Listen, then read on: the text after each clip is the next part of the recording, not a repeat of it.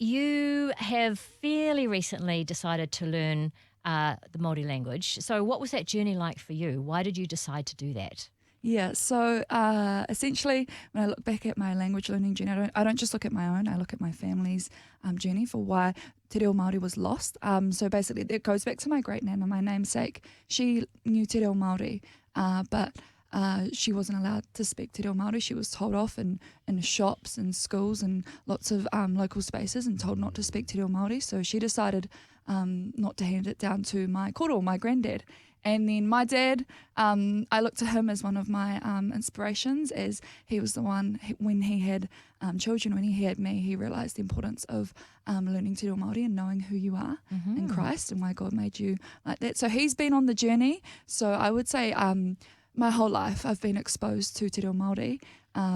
But yeah, it's been, as of recent, I've been really wanting to focus on it and do a full immersion Reo Māori journey. Yeah, no, around that, you didn't just kind of like just sample it. You jumped fully in, didn't you? How was that? Wow. It was good. I was blessed because I came in with a little bit of Te Reo Māori because I did it at university and done some night courses. But full immersion, it's a lot. 9 to 3, Monday to Thursday, only speaking Te Reo Māori. No English at all. Just no English at all. Yeah. Wow. What did you feel like all at sea in the first few weeks? Like, did you know really the gist of what was going on?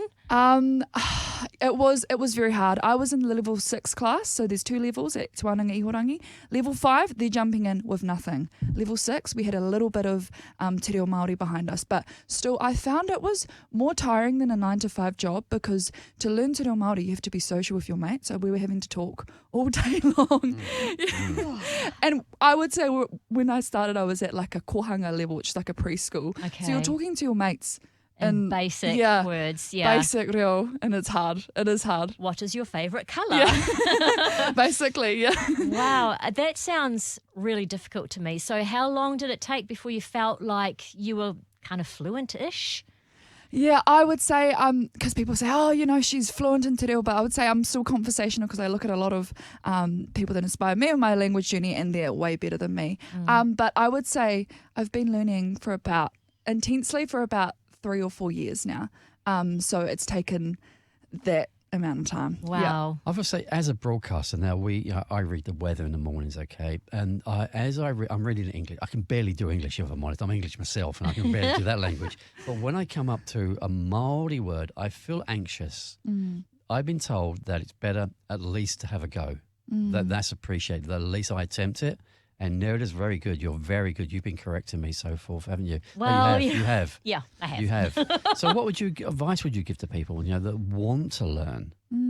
What would you say? I would say what you just said just then. You have the right heart and right intention. I think that's the best way to start, is coming in and being comfortable being wrong and being corrected. Because every day, when I think back to my language learning journey last year, still in it, every day you're corrected and you just have to get used to that feeling of feeling humbled every single day. But there's beauty in it as well, and you realise how much you grow in those spaces. And there's a common saying that we say, puta i tō hānea now, which means get out of your comfort zone. Yeah. That's one of the key things. Yeah, I should say no, it doesn't just correct my Māori. She corrected my English too. So.